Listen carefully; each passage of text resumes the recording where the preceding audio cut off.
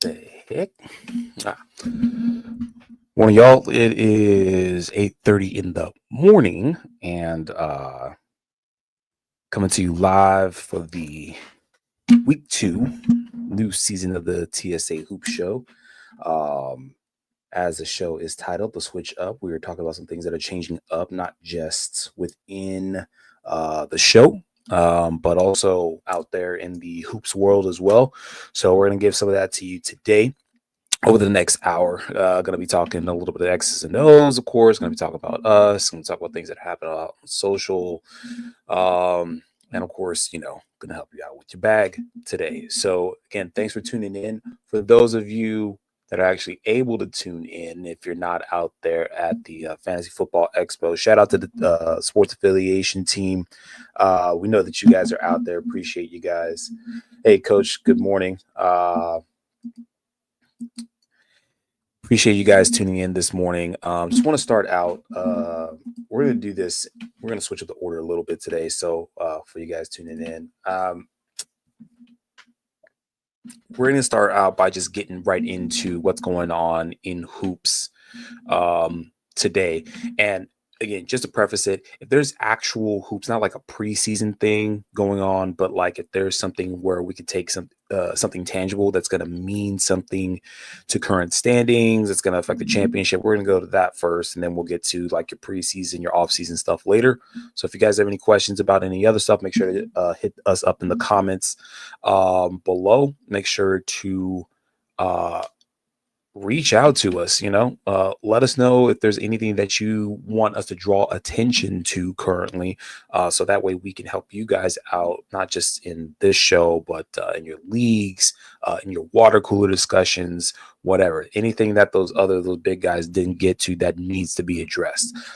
Starting with, I'm going to go ahead and pop on over to the standings for the WNBA, because it is currently the WNBA season. It is in full effect, and it's actually pretty important that we address this right now because of what is going to happen later on in the show.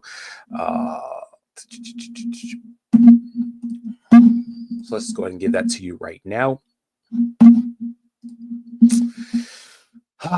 Again, still winning at the top of the standings, the Minnesota Lynx at 26-5, still rattling off some big wins, still taking charge, and pretty sure that the top two teams are who you're going to see at least in the semifinals for the WNBA playoffs. So nothing really surprising there. One from Minnesota, 2 from New York Liberty, going on down to 3 and 4, the Dream and Mercury.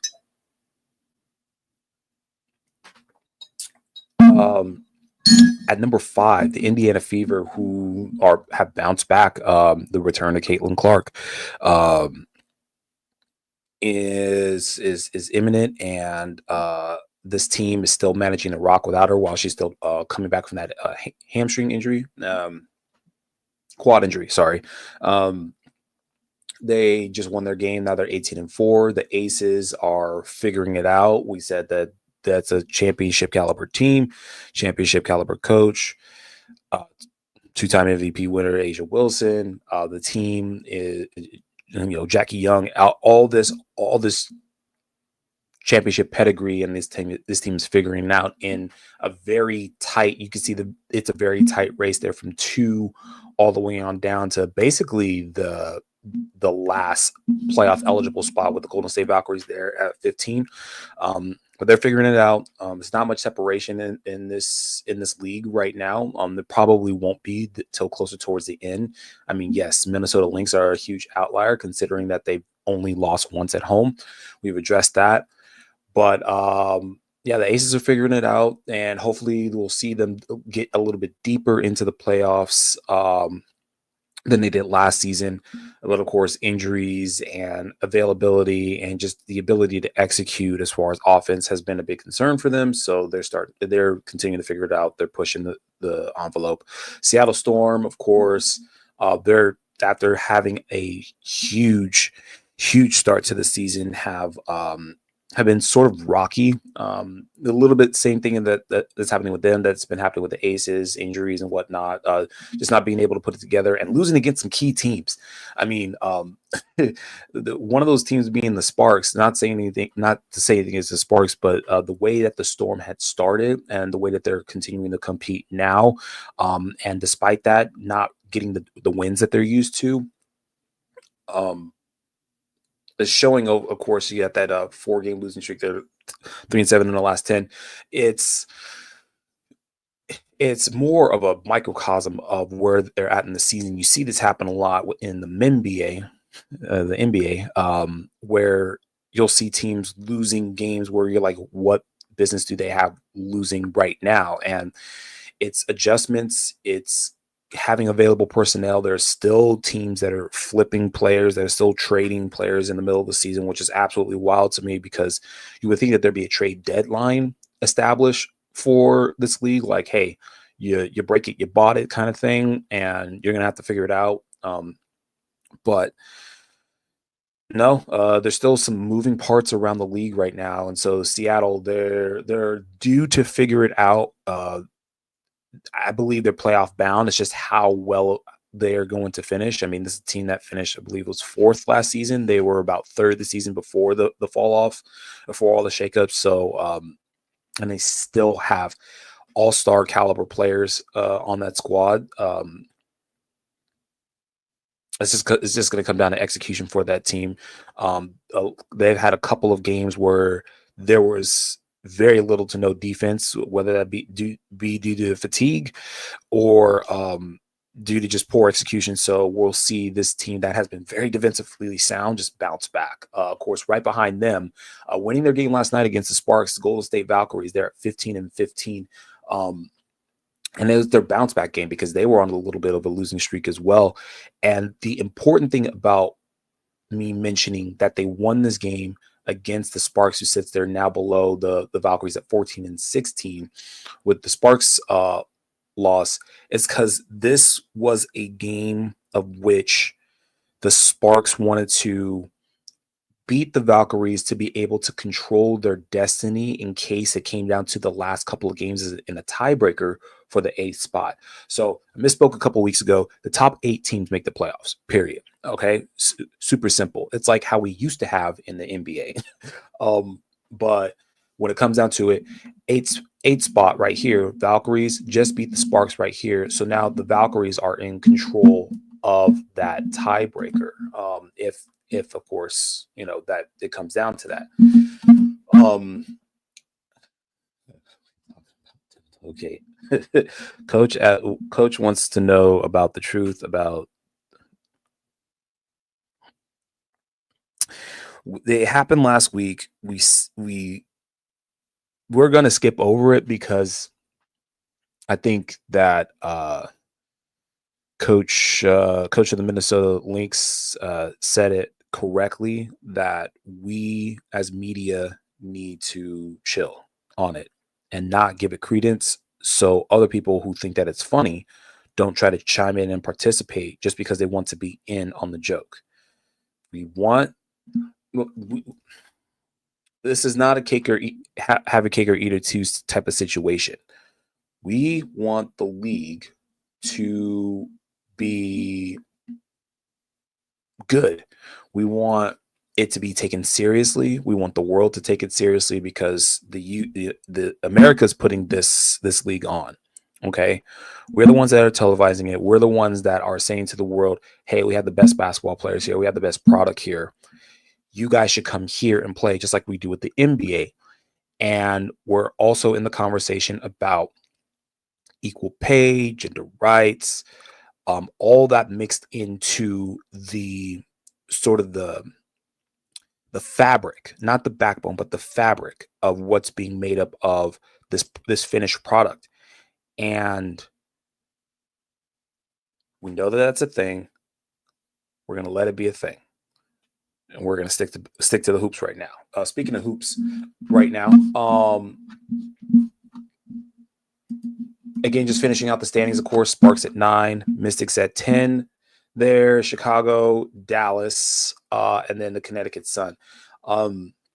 And I know that the trending teams, the thing that's trending with all the teams that are in the bottom 5 is that all of them have lost or are on losing streaks. But you also have a combination of these teams. I think one of these coaches got fired, and I can't remember which team that was off the top of my head. I'll get that for you guys in just a little bit, or possibly after the show. But yes, the Sparks did lose one, but they also lost badly after some pretty close and pretty big wins over the last 6 games. I mean, of course, the stat right there shows that they're 8-2 over the last 10. So they are not like the other 4 teams that are there. The Mystics, of course, shipping a couple players, switching things around there. 3-7. Chicago Sky on a barn burner right now. They're not even in a double-digit column right now. The 1-9. Dallas Wings. They've had not the same personnel for like 12 different games, and their most consistent player is their rookie number 1 overall pick, Paige Beckers. And the Connecticut Sun, they had a fire sale at the beginning of the season. They continue to have a fire sale. They continue to switch out players, and they continue to acquire picks and assets.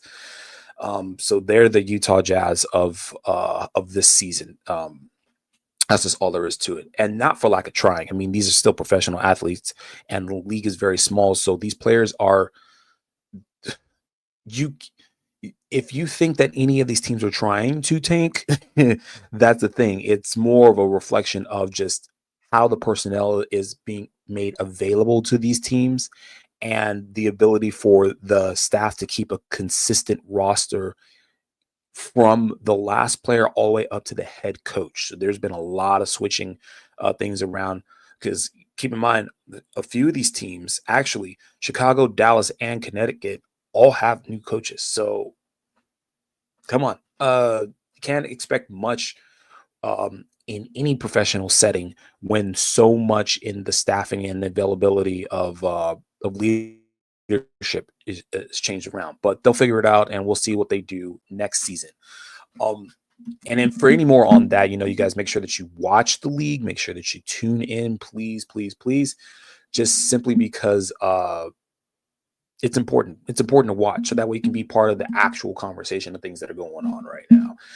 Okay, so now that we're out of that, that is the league at large thus far. Oh, I also want to mention on the X's and O's part. Let me show y'all, because this is minorly important because of some of the personnel involved, but so simple button. Come on, ball. Yes, quick news. For the 2025 USA Basketball Men's America team was announced, and I think that this is a pretty important news just because we got a couple of guys here that are, of course, in the NBA, G League, what have you, two-way players. And I mention this because some of your guys are going to get experience. Got Jerry and Grant there. For those who can't remember, the younger brother, Jeremy Grant, Langston Galloway, who's been in and out of some teams, Tyler Kavanaugh, Zach Auguste, of course, there, Cam Reynolds, and Javante Smart. So these are guys that have been on some of these guys have been on national teams before. Some of these guys are pretty much bound for the NBA or in the G League affiliate. So it's good to note about this talent that's playing in what would be an international setting. And I mention that simply because, and I told this to a colleague of mine, a coworker of mine. Yep. Langston Galloway, you saw a lot of coverage for W. Yep. Been for the wrong reasons. True. I mentioned this because the Olympics are in 2028. And just sit on this for this show for the rest of the show. I want to say this right now. Half the team from the 2024 Olympics might not be there. Just let that settle in. Who are you going to get to replace Steph Curry, LeBron James, and Kevin Durant? Better start looking now. Anyway, moving on. I like this part of the show simply because it's just all good fun. Welcome to Garbage Time, y'all. Garbage Time is part of the show where we try to go and surf the nets for some nonsense that's going on in the NBA discourse. And we like to give our opinion, share our thoughts about it, maybe debunk a myth, maybe even support a theory. And today,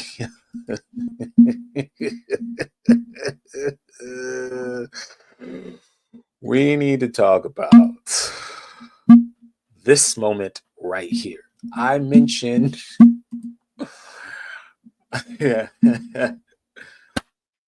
I mentioned about watching games and the quality of games and discourse and all that good stuff about the WNBA.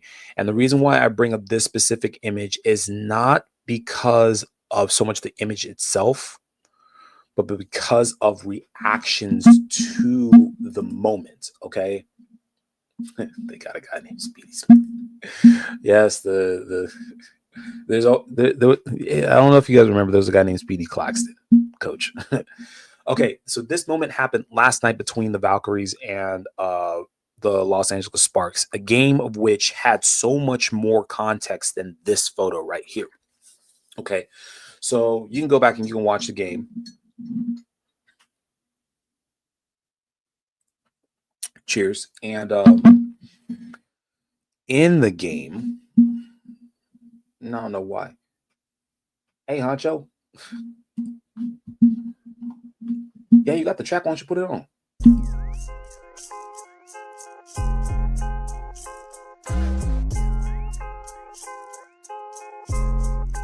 Going on.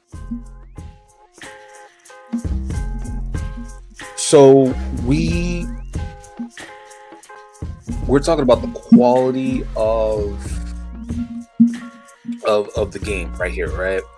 And discourse says that this is the reason why we don't have quality basketball.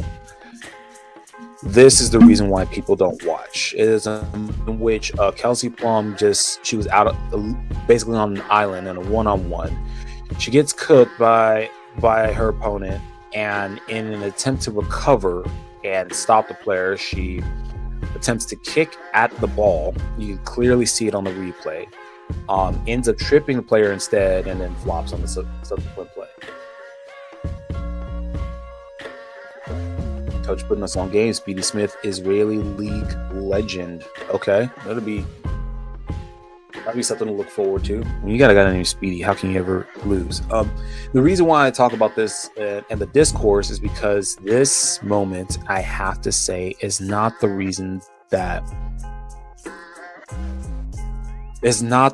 people don't watch. People don't watch because people don't watch. And also, to go down a list of reasons why people don't watch, availability of times of when the games are at. Last week, we had a day in which all 4 games that were being played that day were being played at the exact same time.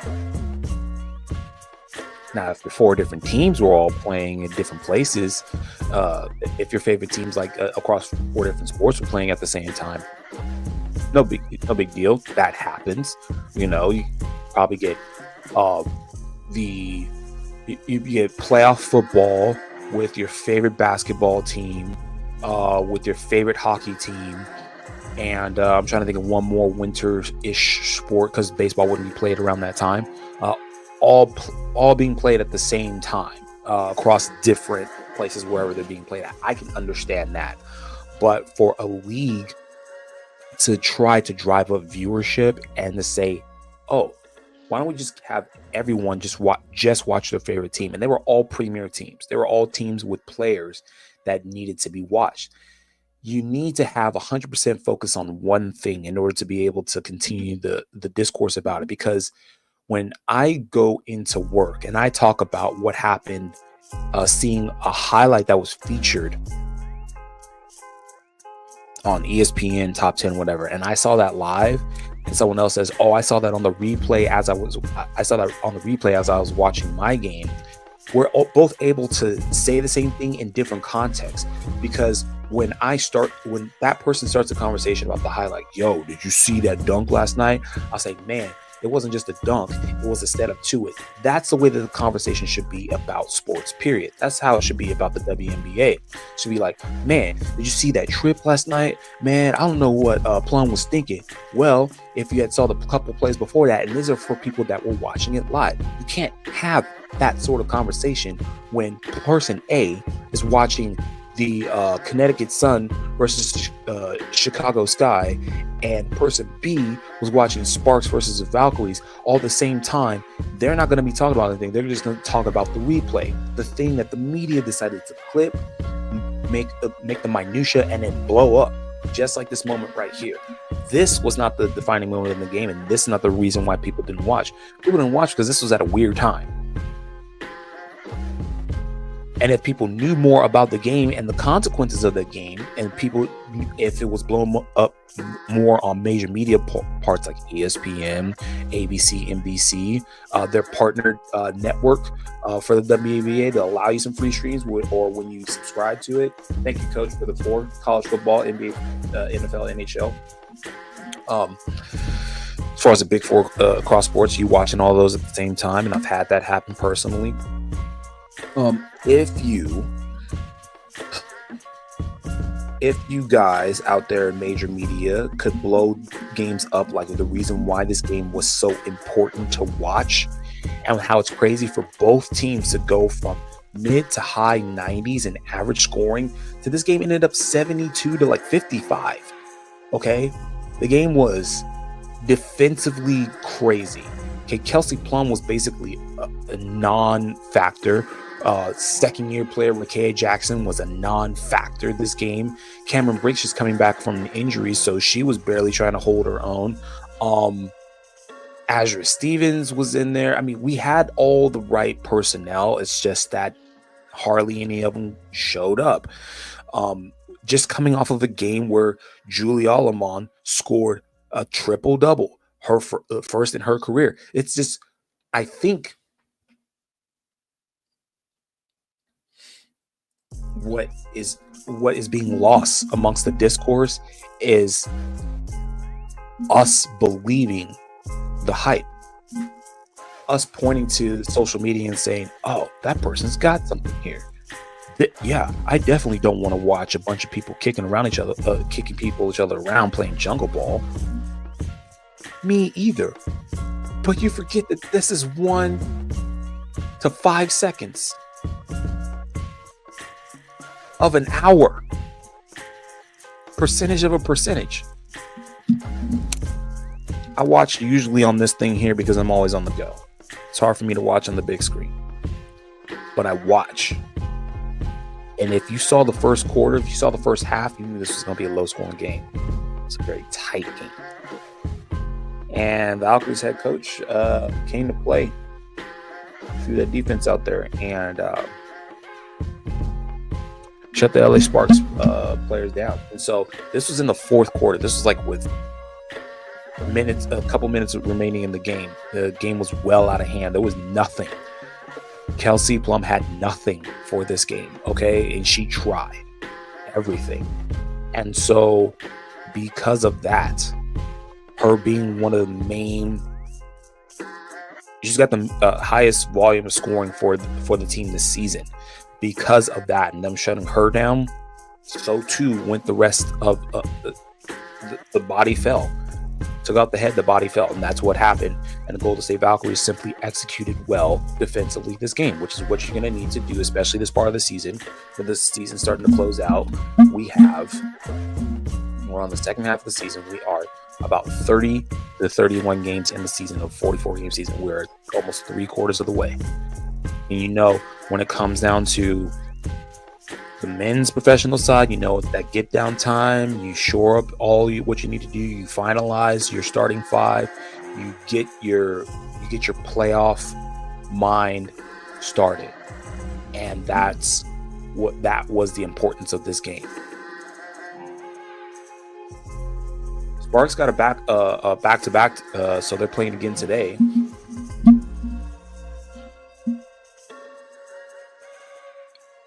Line that up for you. Lynx and Liberty jumping off the 1 and 2, jumping off here at 9:30. So in 30 minutes, Mystics and Wings. Of course, Mystics trying to get out of that bottom of the barrel. They're going to be later on this afternoon. Dream and Mercury, again, 2 playoff-bound teams, going to be later on that afternoon. Later this evening, Seattle at Los Angeles. And remember, Seattle still trying to get their get back from that overtime loss against Los Angeles. And then in the night, Connecticut at Las Vegas.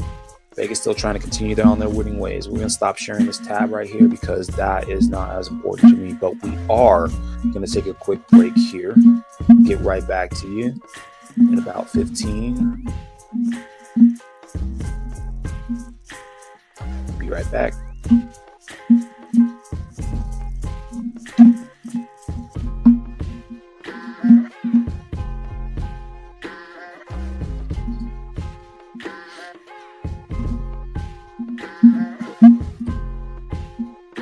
Oh man, sorry, needed the stretch, honestly. All right. Well, we're about halfway through the show. And this part of the show is what I like to call the handshake, is where we check in with us as human beings, what we're doing out there in the world, anything that we're busy, that we're getting into. And I'm going to go completely off cuff. Outside of all the research and all the watching that I've done this week as far as basketball and hoops are concerned, I've also been shoring up my bowling. And I know TSA, if any of you guys are checking in on this show, JCU especially, I know you got the guys together to get some lanes, and I'm jealous. I want to see some pictures and video if you guys got together to do that thing. But I'm a bowler myself. And I'm pretty excited because sometime this week, your boy got some new shoes. He hasn't gotten new shoes since 2012, maybe. So that's 13 years of the same shoe. The same shoe, okay? And it doesn't hold up all that well anymore. The slide pad is just completely done for. I've been trying to hold on for dear life, hopping on one foot, doing all kinds of wonky stuff, and I'm pretty excited about getting this new equipment. I don't know if you're in any way, shape, or form, if you're some sort of an athlete, you have a participation, you participate in something, some sport where it requires equipment. Right. Let me ask you this. Do you name your equipment? Like Uncle Phil did in that one Fresh Prince episode. And he told Jeffrey, break out Lucille. And Lucille's this his special pool cue. I got names for my bowling balls, and it kind of fits into the theme of today, where we're talking about the switch up, and I'll tell you guys about that in a minute. We put the comment. I'm going to go ahead and pin the save the comment for you guys. Actually, did we do that? No, we didn't. All right. As I'm looking for that, so I got a new Piranha. Is what I got. And just a little bit about me. I started bowling when I first, about 6 months after I started college. And the reason why I started bowling wasn't because of like there was anyone that was into it and then showed it to me or anything like that. What was happening was I figured very quickly that I couldn't keep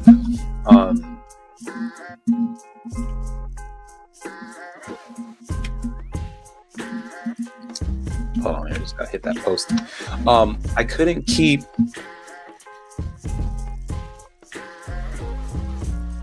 loans.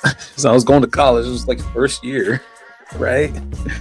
And I knew very quickly loans were going to be very expensive. And I was like, dang, how am I going to pay all these back? Because I know my mom's signing off on them and co-signing all this stuff. And I got to pay for this and that. I went to a UC and that son gun was expensive. And I mean, am I seeing dividends for it? Somewhat, yeah, but not in the way that most of us were taught or expected. But anyway, I'm out there and I figured I need to get a job. And so I'm looking around and I applied to this spot, Irvine Lanes. And it was there where I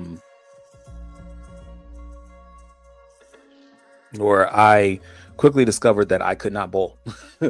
I'm sitting there and when I got the job, I was able to take my girlfriend then at the time out on a date to bowling. And my coworkers at the time who were watching me try to bowl were like, dude, you're horrible. Dude, what are you doing? And so I was trying to flip the ball, hook the ball, just like everyone that doesn't know bowling does. And one of my colleagues who's got multiple 300s, a couple of championships under his belt, and another guy who worked at the pro shop there. So these are guys named Jeff and Rich. Shout out to these guys and Rich was on the pro circuit himself. He took me aside and said, hey, you want to do this for real? I said, wait, what you mean? In combination with them pulling me aside, I got introduced to two really good friends of mine. One of them's named Tyrus, whom, if it hadn't been for a specific injury, we would probably be talking about him on the pro circuit today. And the best man at my wedding, Ashton Cheney. I watched these two guys bowl before I started bowling, and they were just smoother than butter delivering the ball. And I said, I want to bowl like that. So all these things happened all basically at the same time, and that's where I started my path for bowling. And I've had a couple of different pieces of equipment to bowl since then. First one was actually a Piranha, and it was that was my official first ball. Because I've had other ones where like hand-me-downs or I found it. This was at a time where the bowling alley had all kinds of like leftovers and stuff like that. So I was like, oh, let me throw with this. Let me throw with that.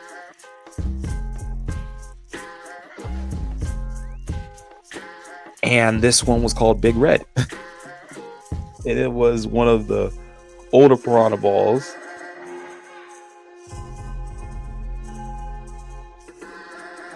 And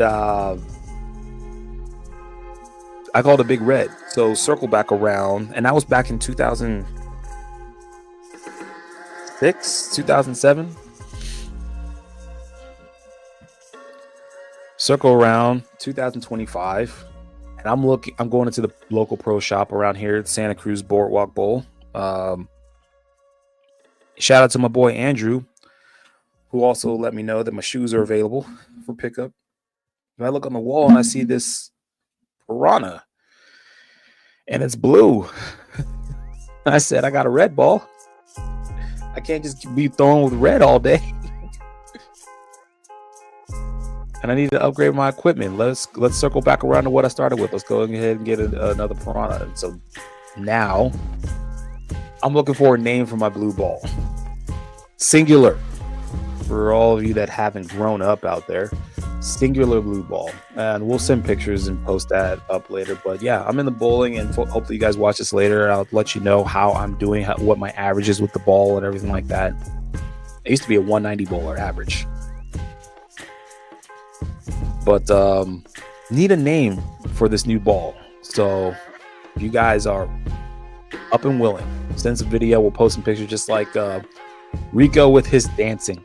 And he's out there in Pensacola right now.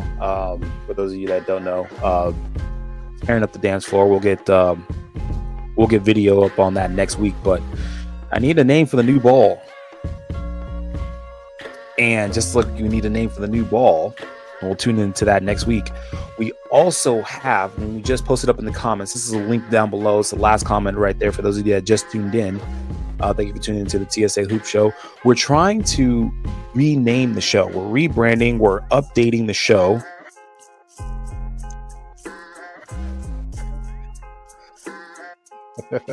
We're updating the show with a new name. And we have that up and running right now on the sports affiliation website. So we're hoping that you guys can help chime in and tune in and give us new names for the show. Please make sure that you comment below.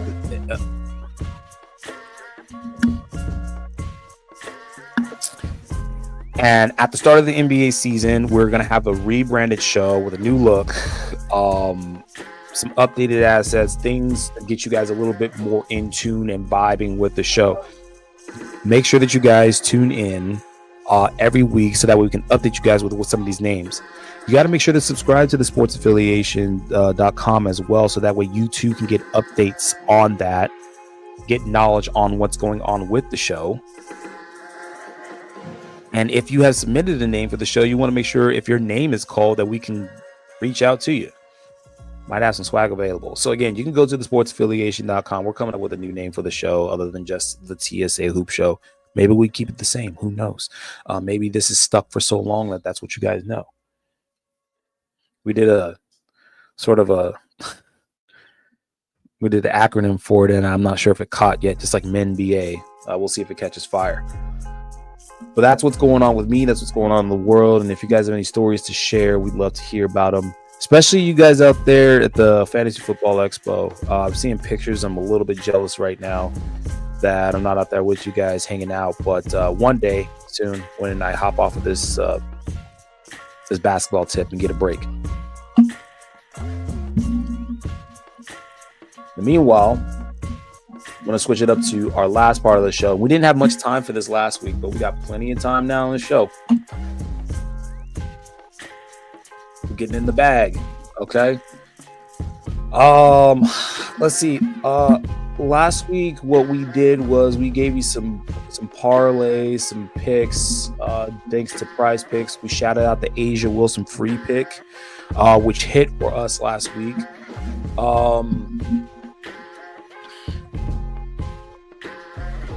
And of course, if you are on Prize Picks, just to remind you guys that they now have a new feature called Stack, of which, just like we can in other apps, you can take the particular lines for one player and stack them on top of each other in an individual bet. So instead of just having your generic points, rebounds, and assists,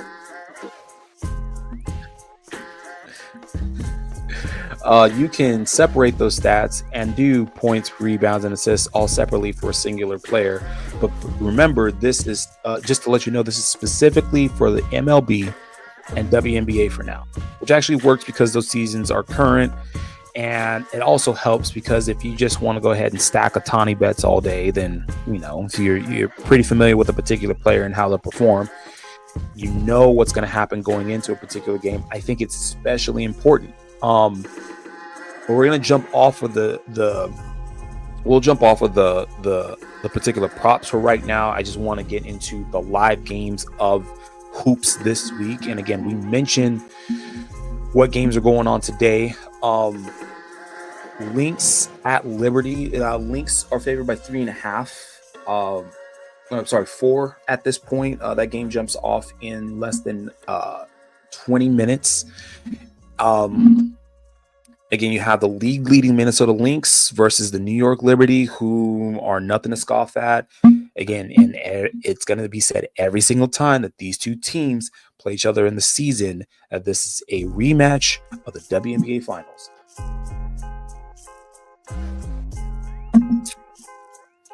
And while and it's interesting that you have the Liberty are favored by 4 in this game. And I usually see that being a little bit closer with the Lynx versus with the Lynx and the Liberty.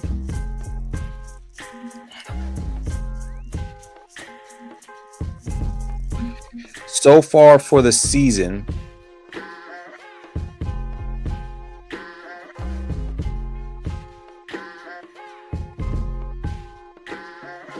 there has been just one previous matchup for this season, which has been the Lynx winning 100-93 versus the Liberty. At the time, the Liberty were 17-9, so the distance was much greater than it is right now.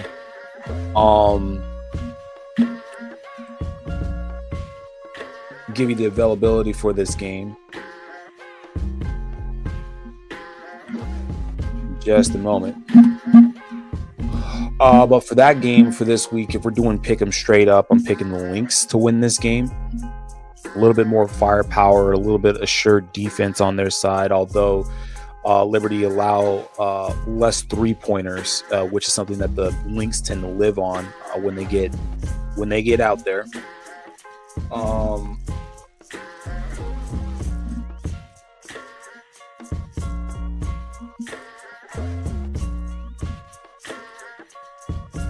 But again, if we're talking about who's leading what,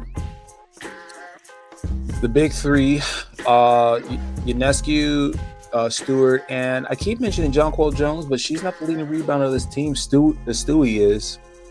And then Natasha Cloud, who is an end-to-end two-way player. She's great. On the other side, you got Courtney Williams, who definitely is great at handling the ball over there. But then you got Nafisa Collier, who's been a double-double machine, a wreck machine since the start of the season. She's in front for MVP. This team is doing what New York kind of did last season, in which they're getting these triple-digit scores, double-digit wins. They are just... they're just a head and shoulders above a bunch of other teams, not named the New York Liberty, this season. So while the game is going to be close, I think that it's going to be a little bit closer, but the game is going to look like for a little bit that the Lynx are just way ahead of the Liberty. But we'll see. We've seen some counter punches happen this season where teams just bounce back and figure the team out for a game. Still the regular season, still a lot to go on. I still have to take into account teams not named the starters, of course. We're not talking about Kayla McBride over on the Lynx, who's had her name in the media put up there as part of the reason of the success for the Lynx. We have not talked about Leonie Fibich on the New York Liberty, who has been an integral part of continuing offense and distributing the ball on the Liberty side.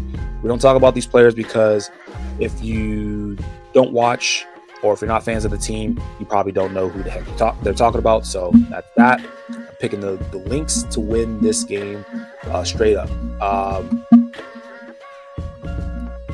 And again, mentioned later on in the day, got the Mystics at Dallas. I'm picking Dallas to win that game, just because I just want Dallas to win more. It's for no other reason. There's no basketball reason that I'm picking Dallas to win. So you guys can go somewhat off of that. The spread's 3.5 if you want to bet the spread or bet the over/under on that game. Over/under on that game is Pulling up just now. It's easier when you have your show produced. I'm telling you, we just need $1 billion, guys. $1 billion, and we can have this all laid out for us. Over under for Dallas for Dallas and Washington is 163.5. A couple of games over the last few games have been under that mark. I believe there's going to be a little bit more offense played in this game, so I would take the over personally, so that way you guys can mark it down here for that game. Then that's what I have for that game. Dallas straight up favored by 3.5, which is not much. Could be much wider. Again, we're talking about a team that's trying to figure out what team they're going to have in the next season. Since they just traded away Dejounte Carrington to Minnesota. I don't get that. Anyway, Washington, of course, still trying to get out from under the shadow of the Sparks, trying to get somewhat into that playoff position. They started the season well and just haven't been doing that well lately. So I think Dallas might take advantage of that and win this game. Next game, of course, Atlanta at Phoenix. Phoenix are favored by 4.5. Completely overhauled Phoenix team that has been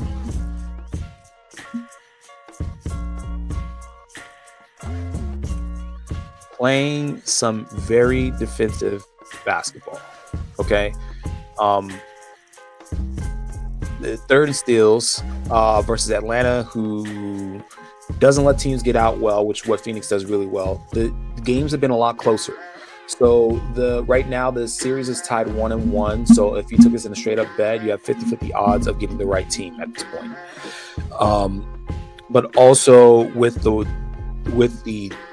spread in between these two games have been double digits for both games. I, for one, would like to tell you that this game favors the home team. I would go with the home team on this game. It's just all going to depend on personnel involved. So if we're doing a straight up pick, I'm picking Phoenix for that. If we're doing the spread, I'm going to go ahead and take Phoenix in the -4.5. Again, double digit win or double digit loss. You're either all in or all out on that bet. Following that game, again, Seattle Storm and Los Angeles Sparks. The way that the Los Angeles Sparks lost that game last night and are on the back-to-back, I'm betting on Seattle. The away team going into Los Angeles is favored at 4.5 points. Whether it's a spread or straight up, I'm picking Seattle, even though that last game against Los Angeles was a very close game. It went to overtime, and it took a lot for them to win. And yes, you're going to see RJ and Kelsey Plum try to bounce back and go hard. But again, I just mentioned earlier in the show, Seattle, their championship caliber team, their playoff caliber team. I'm picking Seattle to win that game. Moving on to later on in the evening at 6, which makes no sense because there's a 2-hour gap in between Atlanta, Phoenix, and Seattle and Los Angeles, and there's only a 1-hour gap in between them and Connecticut and Las Vegas. But whatever.